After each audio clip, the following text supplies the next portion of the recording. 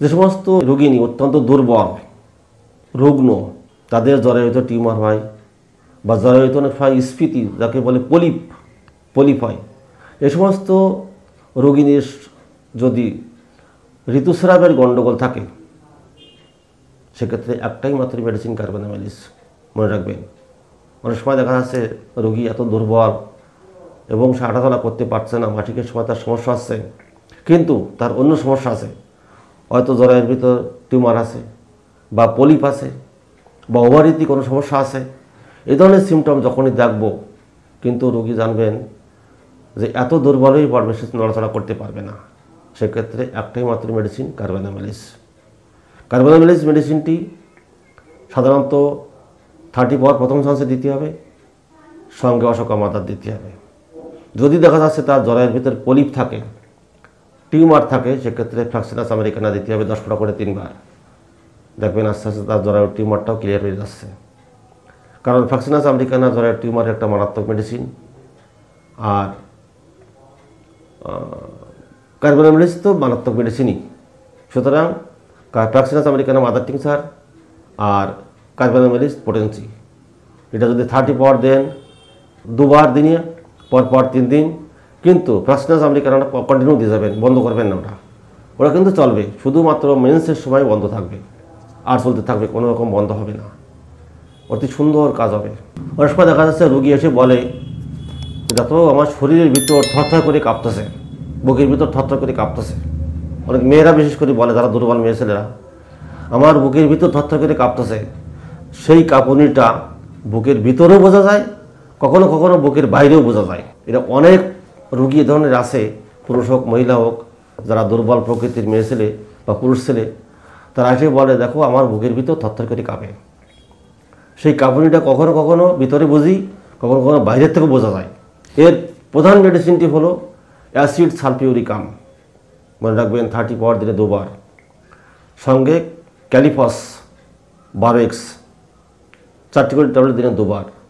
যদি আপনি বায়োকেমিক দেন natrum sulph, যদি আপনি মনে করেন যে বায়োকেমিক মেডিসিন দেবো, তাহলে অ্যাসিড সালফের সঙ্গে নেট্রাম সালফ বায়োকেমিক দিতে পারেন। 4টি করে ট্যাবলেট দিনে 2 বার দিতে পারেন বা 3 বার দিতে পারেন, কিন্তু নেট্রাম সালফটা গরম জলের সঙ্গে দেবেন না, শুষে খাবেন। যেরকম নেট্রাম সালফ, ক্যালিমিউর, ম্যাগনেসিয়াম ইউর, এগুলো গরম জলে দেওয়ার কোনো প্রয়োজন হয় না, ফসগুলো গরম জলের সঙ্গে দিতে হয়। অর্থাৎ রোগী যখন এসে বলবে আমার সমস্ত শরীর থরথর করে কাঁপতেছে, সেই কাঁপুনিটা ভিতরের থেকেও বোঝা যায়, অনেক সময় বাইরের থেকে বোঝা যায়। এর একটাই মাত্র মেডিসিন অ্যাসিড সালফিউরিকাম বা অ্যাসিড সালফ। 30 পাওয়ার দিনে 2 বার, পরপর 4 দিন দেবেন, পরের সপ্তাহে 4 দিন, পরের সপ্তাহে 4 দিন, এভাবে দিতে থাকবেন। আর সঙ্গে নেট্রাম সালফ যদি দেন, তাহলে 4টি করে ট্যাবলেট দিনে 2 বার। যদি বোঝেন যে আমি রোগীটা অত্যন্ত দুর্বল আছে, নেট্রাম সালফের সঙ্গে আপনি ক্যালিফসটাও দিতে পারেন, পর্যায়ক্রমে আরও বেশি কাজ হবে, কারণ দুর্বলতাও কেটে যাবে আর রোগী সুস্থ হয়ে যাবে। অর্থাৎ এগুলো ভাবনা চিন্তা করে বা হিসাব করে দিতে হবে। রোগীর ধাতুগত লক্ষণ, চরিত্রগত লক্ষণের উপর নির্ভর করে কিন্তু মেডিসিন প্রয়োগ করতে হবে। যদি বোঝা যাচ্ছে যে রোগী অত্যন্ত দুর্বল হয়ে গেছে, নিস্তেজভাব এসে গেছে, সেক্ষেত্রে নেট্রাম সালফের সঙ্গে ক্যালিফস বায়োকেমিক পর্যায়ক্রমে দেওয়া যায়, কোনো রকম কোনো অসুবিধা না, অতি শীঘ্র রোগী সুস্থ হয়ে যাবে। এটা আমি প্রয়োগ করেছি, যা আপনাদের সামনে আমি শেয়ার করছি। অনেক সময় দেখা যায় যে কোনো রোগী এসে বলে যে ডাক্তারবাবু আমার মাসিকের সময় আমার বুকের বাম স্তরের নিচে ব্যথা করে, ডান দিক করে না ব্যথা, কিন্তু বাম দিক করে, কী মেডিসিন দেবেন? ভাববেন যে কী দেবো, কোনো বাবার দরকার নেই, সিমিসিফিকা 30 পাওয়ার দিনে 2 বার। অন্য কোনো সময় কিন্তু বুকের বা পাশে ব্যথা নেই, একমাত্র মাসিকের সময় বুকের বা স্তনের নিচেই ব্যথা করে, কড়ার নিচেই ব্যথা করবে, বাম দিকে কড়ার নিচে ব্যথা করবে, শুধু মেন্সের সময়টা, অন্য সময় নয়। অভ্যর্থ মেডিসিন সিমিসিফিকা প্রয়োগ করে দেখবেন কীরকম রেজাল্ট আসে। এইবার মেন্সের সময় তো প্রয়োগ করা যাবে না, মেন্স সেরে গেলে প্রয়োগ করতে হবে, সঙ্গে অশোকা মাদার দিয়ে দেবেন, কারণ মেন্সের সময় কোনো ওষুধ প্রয়োগ করবেন না। যখনই সিমিসিফিকা প্রয়োগ করবেন 30 পাওয়ার দিনে 3 বার, পরপর 2 দিন দেবেন, পরের সপ্তাহে 3 দিন 2 বার করে দেবেন, পরপর 3 দিন, পরের সপ্তাহে 2 বার করে পরপর 3 দিন দেবেন, আর সঙ্গে দেবেন অশোকা মাদার। তখন পরের মাসে আর এই কথাটা বলবে না রোগী নিয়ে আসলে, বলবে আমি সুস্থ হয়ে গেছি, এত বড় মারাত্মক মেডিসিন।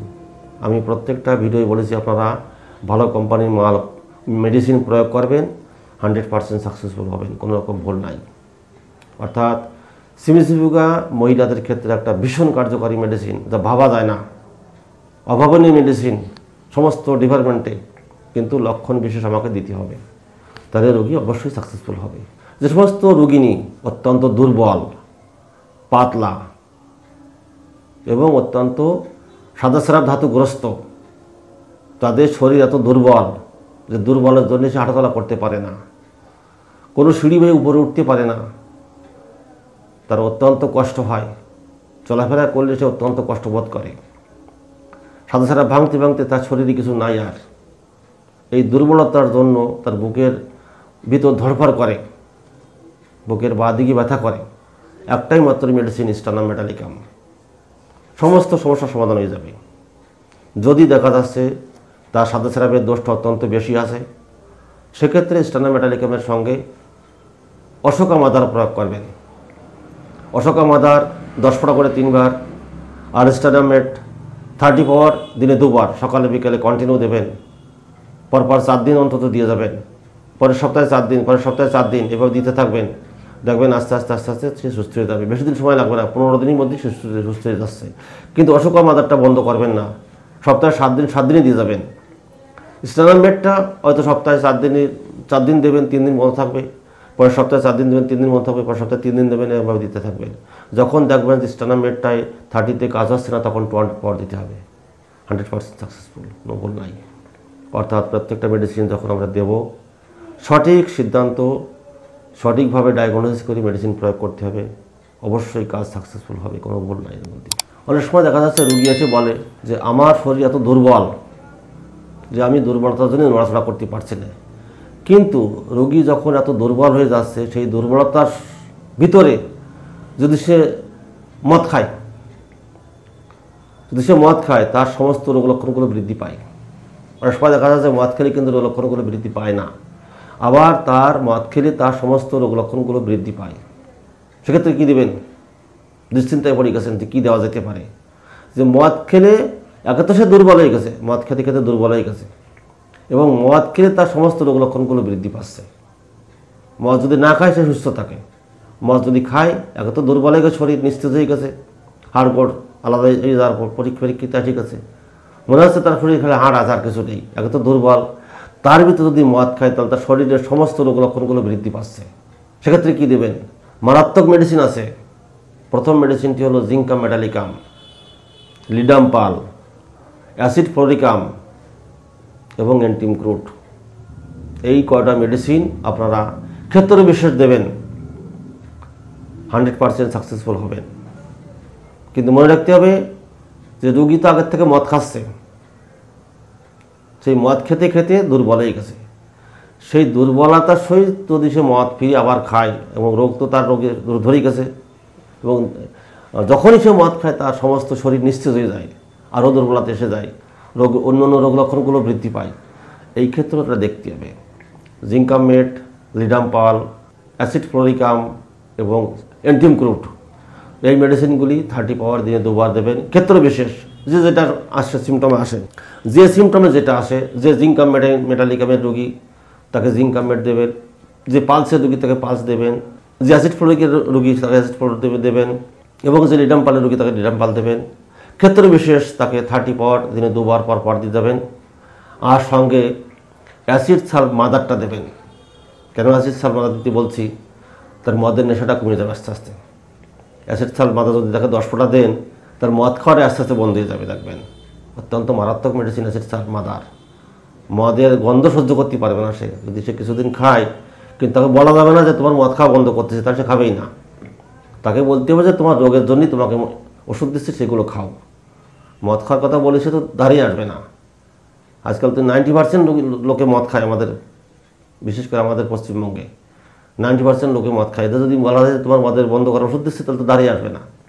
বলতে হবে তোমার যে সমস্যাগুলো আছে, সমস্যাগুলো সমাধানের জন্যই ওষুধ দেওয়া আসছে, তা না বলে কিন্তু আসবে না। এই হচ্ছে ঘটনা। সুতরাং যে কোনো পোটেন্সি দেবেন, তার সঙ্গে যারা মদ খায় অ্যাসিড সাল মাদারটা দেবেন। 5 ফোঁটা হোক 10 ফোঁটা হোক 3 বার খাবে, জলের সাথে দেখবেন আস্তে আস্তে তার মদের নেশাটা কেটে যাবে এবং রোগী সুস্থ হয়ে যাবে। এটা কিন্তু নিজের একটু টেকনিক খাটাতে হবে, তাহলে কিন্তু রোগী সারবে না। টেকনিক না খাটলে কিন্তু কোনো রোগী সারবে না। এটা বলে দিলাম আপনাদের সূক্ষ্ম কথা, যে কথাগুলো কেউ বলবে কিনা জানি না, কিন্তু আমি বলে দিই সবার উপকারের জন্যে। সুতরাং আমার ভিডিওটি আপনারা দেখবেন, প্রত্যেকটা মেডিসিনের সঙ্গে যে সমস্ত নির্দেশ দেওয়া আছে সেগুলি আপনারা প্রয়োগ করে মেডিসিন প্রয়োগ করবেন, 100% সাকসেসফুল পাবেন, কোনো রকম ভুল নাই।